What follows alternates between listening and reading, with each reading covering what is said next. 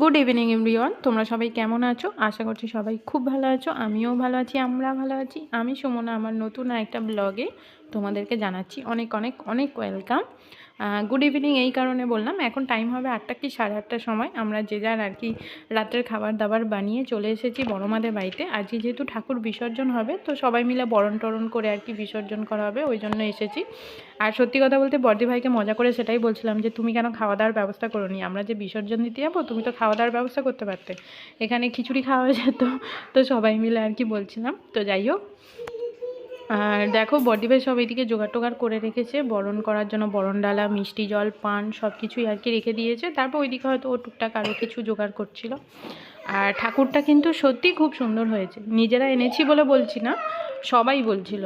কেন কি ঠাকুরটা খুব বড় নয়, আবার খুব যে ছোট তাও নয়, মাঝারি, মানে একদম মাঝারি সাইজ, একদম ঘরে পুজো করার জন্য একদম ঠিকঠাক ঠাকুর হয়েছে, সবাই বলেছে আর কি। শুধু আমি আমার নিজের দিক থেকে বলছি না কিন্তু। তাই তোমাদেরকে বারবার করে ঠাকুরটা আরেকবার দেখিয়ে দিচ্ছি। আর এই দেখো পাশে হয়েছে আমার কার্তিক সোনা। মানে এবছরে যেহেতু নিজেরা পুজো করে নিয়েছি, তো বামুন ঠাকুর বললো যে তোমরা জলে দিয়ে দাও।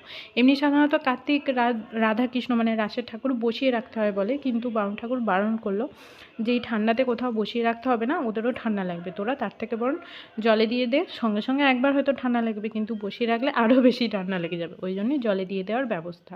আর বাবুন দেখো এদিকে ফুল ছিঁড়ে ছিঁড়ে খেলছে, ওর দিদি এইমাত্র করছিল একটু আগে।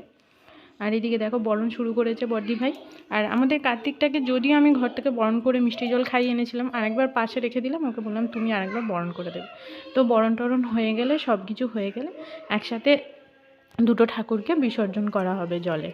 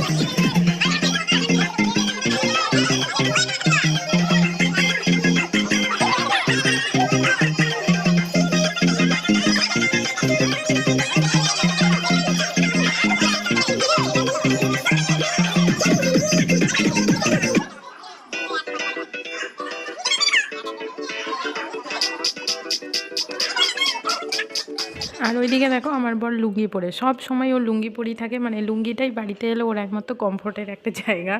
মানে আবার নিজেদের বাড়ির ঠাকুর তো ওই জন্য আর ড্রেস চেঞ্জ করে না, ওরমভাবেই লুঙ্গি পরে গামছা বেঁধে চলে এসেছে কোমরে। তো যাই হোক, দেখতে খারাপ লাগলো আর কী হবে, ঠান্ডাতে পরাই যায়, কিন্তু তাও সেই লুঙ্গি পরে, ওর একটাই ড্রেস। আর সবাই মিলে ওইদিকে নাচানাচি করে নিচ্ছে একটু। আর আমি তাকেও কিন্তু চাদর গায়ে দিয়ে এসেছি, আমার কিন্তু খুব ঠান্ডা লাগছিল সত্যি কথা বলতে, ওই জন্য আমি চাদর গায়ে দিয়ে এসেছি।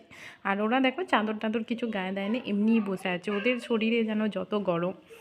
তো ওরা একটু নাচানাচি করছে, মানে বরণ টরণ সব কিছু হয়ে গেছে, সিঁদুর মাখামাখি সব হয়ে গেছে, এবার একটু নাচ গান হবে, মানে ওই ছেলেরা আর কি একটু নাচানাচি করবে, তারপরে বিসর্জন দিতে যাবে।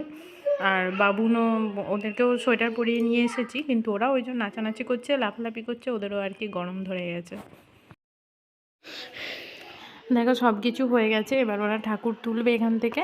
তো আমরা সেটাই আলোচনা করছিলাম যে সামনের বছর সব কিছু যেন হয়, এই বছরে যা হয়েছে হয়েছে, সামনের বছর এই বছরে কমতি যেগুলো আছে সেগুলো যেন সব পুরো হয়ে যায়। ঠাকুরের কাছেও তোমরা বলো, আর তোমরা নিজেরাও করবে সেটা বলো। তো এই হচ্ছে, মজা হয়েছে, ভালোই মজা হয়েছে পুজোর দিনে, কিন্তু বিসর্জনের দিন আরও মজা হতে পারতো যদি সব কিছু ঠিকঠাক হতো। আসলে বাড়িতে আমার আরেক যা শেষদি ভাই, ও ছিল না, তারপর আমার ননদ ও চলে গেছিলো, দিদিভাই ছিল না, যার জন্য আরও আর কি কিছু করা হয়নি, শুধু আমরা বাড়ির লোকই কটা ছিলাম।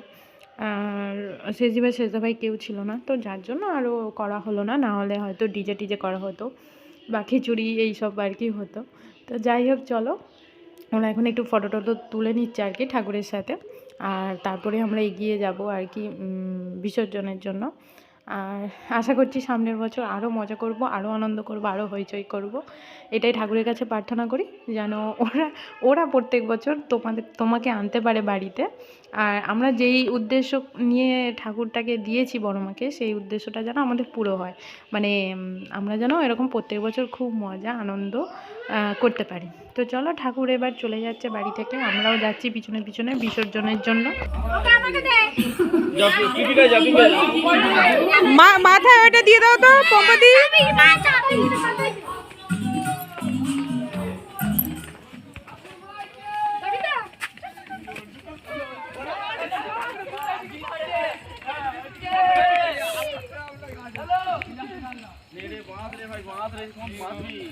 ঠাকুর তো লাগবে নামা।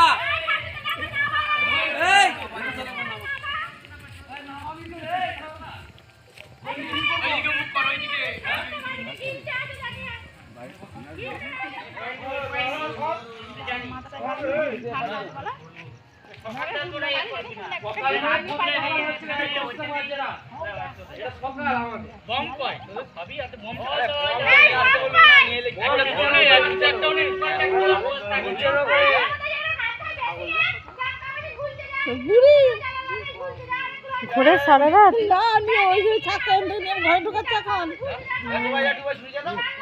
দেখো, এইটা হচ্ছে আমাদের ঠাকুরতলা, তোমাদেরকে আগেও বলেছি এই ঝাপানতলা বলে এটাকে। তো এখানে মনসা ঠাকুর আছে, কালী ঠাকুর আছে, মহাপ্রভু ঠাকুর আছে। তো যাদের বাড়িতেই যে কোনো প্রতিমা আসুক না কেন, বিসর্জনের সময় এখানে একবার নামিয়ে রেখে, এখানেও আরেকবার ঘুরিয়ে, 3বার ঘুরিয়ে তারপর বিসর্জন করতে যেতে হয়। বা কোনো শুভ অনুষ্ঠানে, বিয়ে বাড়ি হোক, অন্নপ্রাশন বাড়ি হোক, এখানে প্রণাম করতে আসে হয়, সেটা অনেকেরই থাকে, অনেকের পাড়াতেই থাকে। দেখো এখানে খানিকক্ষণ রেখে দিয়ে বম টম ফাটিয়ে ওরা তারপর ঘুরিয়ে নিয়ে আমরা এখন যাচ্ছি ঘাটের দিকে। আমাদের সামনেই নদী আছে, নদীটার নাম হচ্ছে কানা নদী, আর সেই অনুযায়ী আমাদের জায়গাটার নামও কানা নদী, কিন্তু আমাদের গ্রামটার নাম আবার কামালপুর, মানে কানা নদীর ভেতরে কামালপুর গ্রাম। তো এই কানা নদীর ঘাটেই, আমাদের সামনেই ঘাট আছে, তো ওখানে নিয়ে যাচ্ছি বিসর্জনের জন্য। আর এই দেখো এখন ঘাটের কাছে চলেও এসেছি। ওই দেখো আরেকটা কার্তিককে, মানে না, আরেকটা কার্তিক নয়, সরি, ওটা আমাদেরই কার্তিক ঠাকুরটা। তো যাই হোক, আমি আজকের ব্লগটা এখানেই শেষ করব, দেখা হচ্ছে অবশ্যই আবার নেক্সট ব্লগে, কারণ এরপরে আর দেখানোর কিছু নেই, ঠাকুর বিসর্জন হয়ে গেল মানে আমার ব্লগও শেষ হয়ে গেল। আর সারা দিনের ব্লগ আমি করতে পারছি না, বাড়িতে এত কাজ হচ্ছে, এত কাজের চাপ, বলেছি তো যে মিস্ত্রি লেগেছে, তো ওই জন্য টুকটাক তোমাদের সাথে মানে মেন জিনিসগুলো একটু শেয়ার করার চেষ্টা করছি। তো যাই হোক, তোমরা ভালো থেকো, সুস্থ থেকো, সাবধানে থেকো, এটাই বলবো। তো চলো আজকের মতন এখানেই, টাটা, গুড নাইট।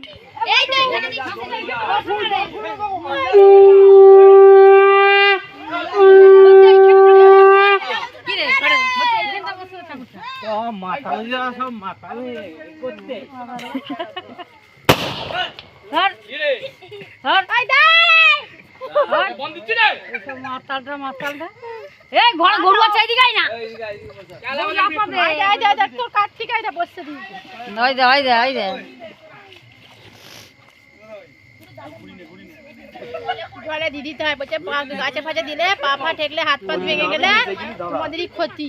জলে দিতে বলছি পরে বসিয়ে দেয়, দেখি কালকে দিয়ে সব বসে দিই। ওই যে বলে যে আমরা ঠান্ডায় বরং ঠাকুরকে কোন দিতে আছে, ঠাকুর বসিয়ে দেয় বলে জল দিতেন।